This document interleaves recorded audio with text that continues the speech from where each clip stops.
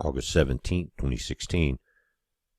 As there's three things I want to talk about in this video, and it has to do with the NWO, it has to do with this upcoming election, and some of the things that have been done to deleverage this country from its position in the world. In other words, they want all the nations that are strong enough to defend themselves brought down.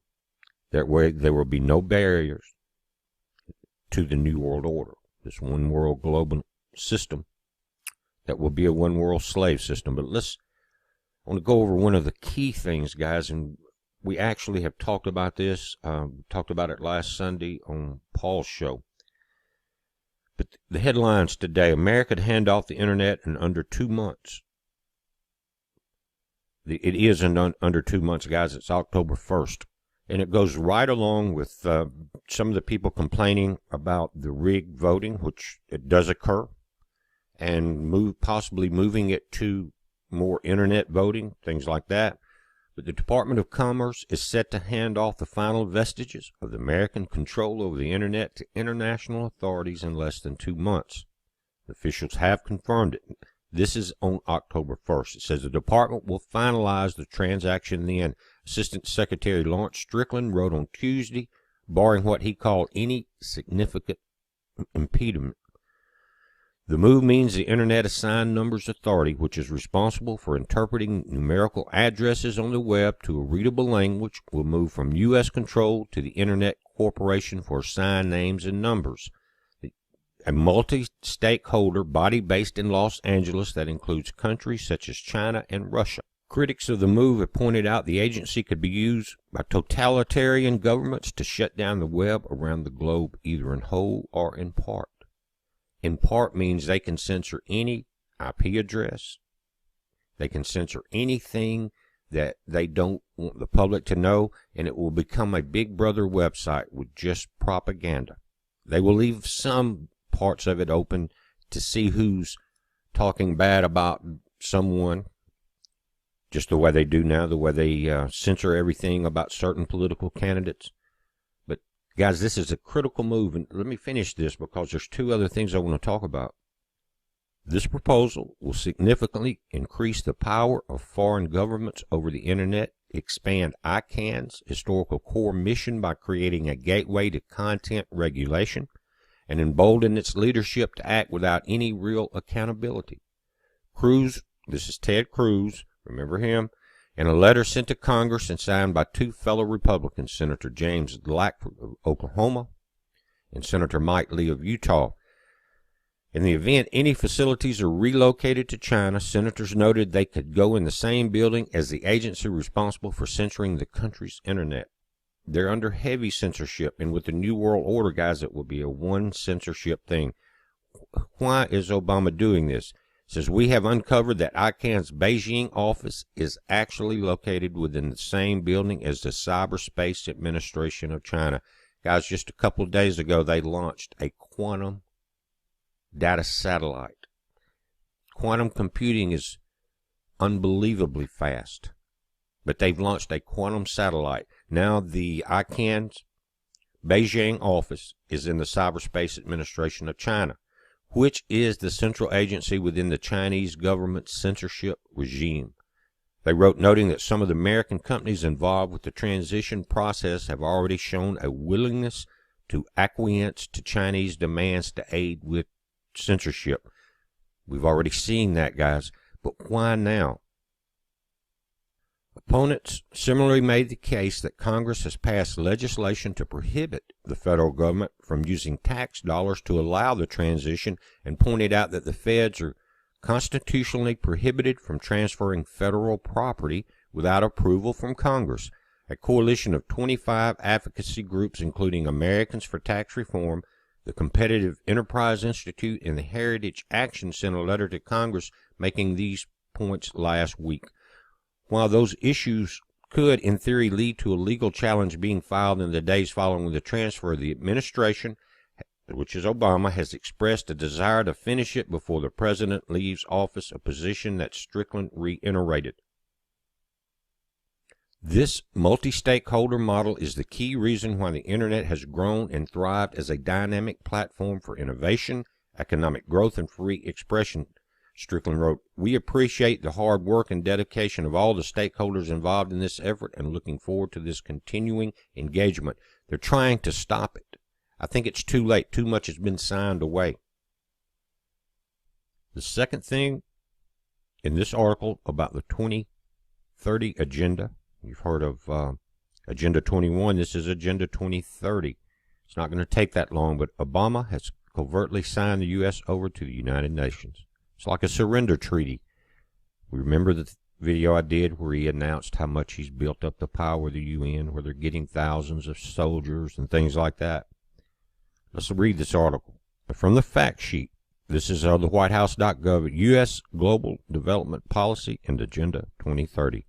We have a declaration on the part of the Obama administration to adopt the 2030 Agenda for Sustainable Development.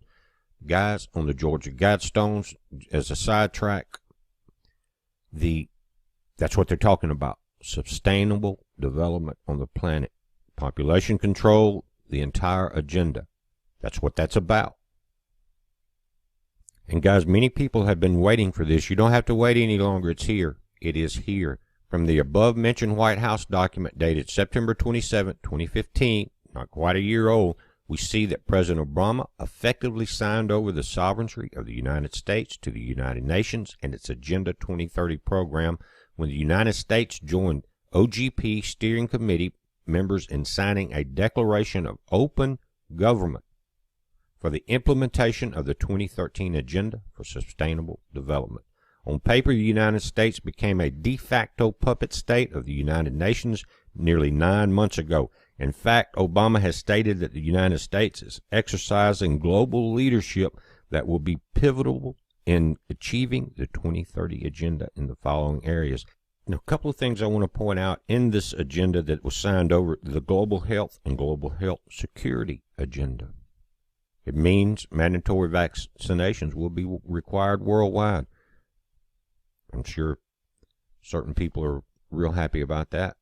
Another part, the food security and nutrition section. And what it means is unbridled use of disease-causing GMOs.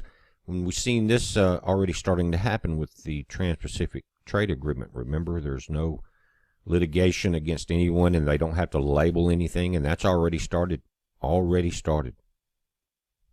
And you wonder why our infrastructure is in such bad shape here, because that money's been sent to build the infrastructure for the entire world, but that's what they're saying, but it was actually to destabilize this country.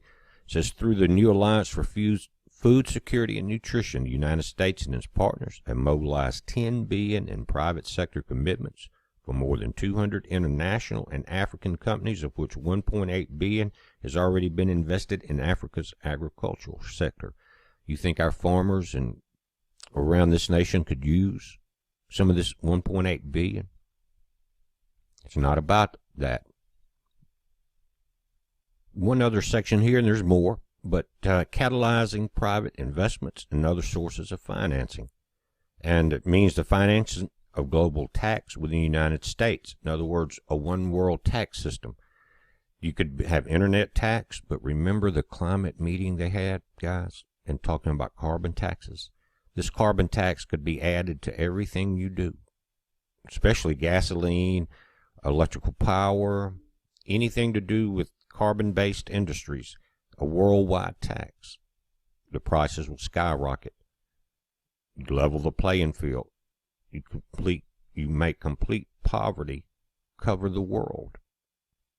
Where everybody is in such distress, they will accept any doctrine. One other thing that concerns me about this rapid development of events, let me show you. Part 3.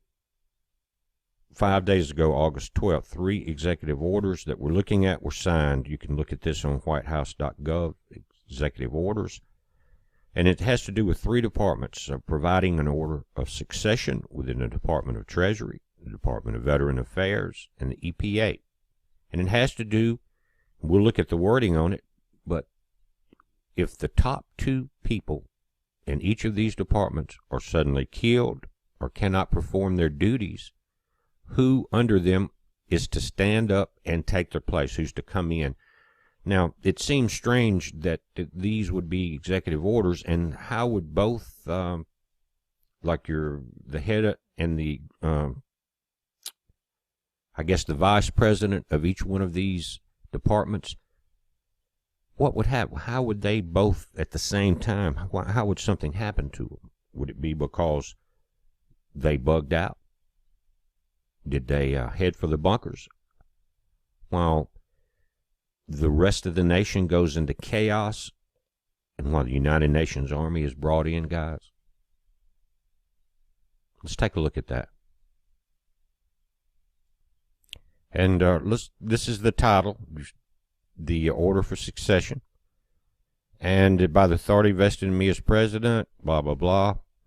Section 1, subject to the provisions of Section 3 of the executive order.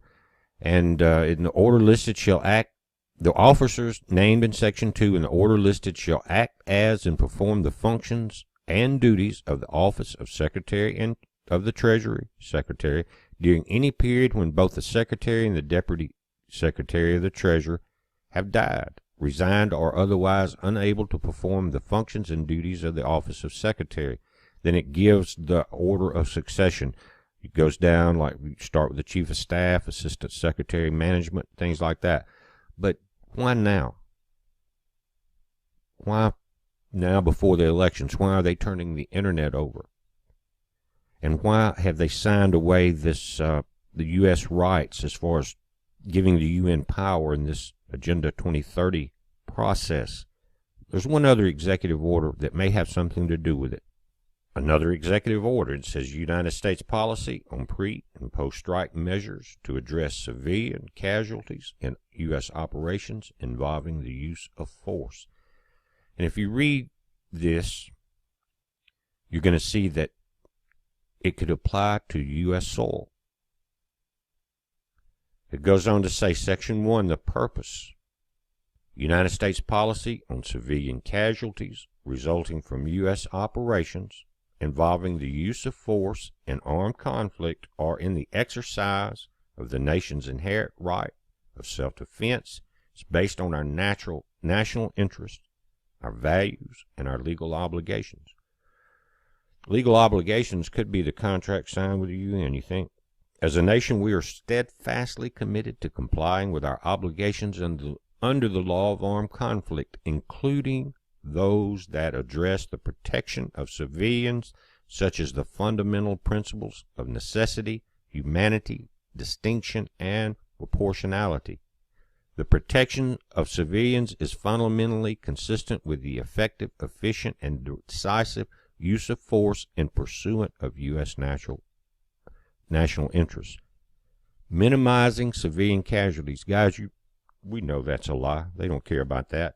But what they're saying, and that if you read this entire thing, this protection of U.S. interests can have to do with on our soil.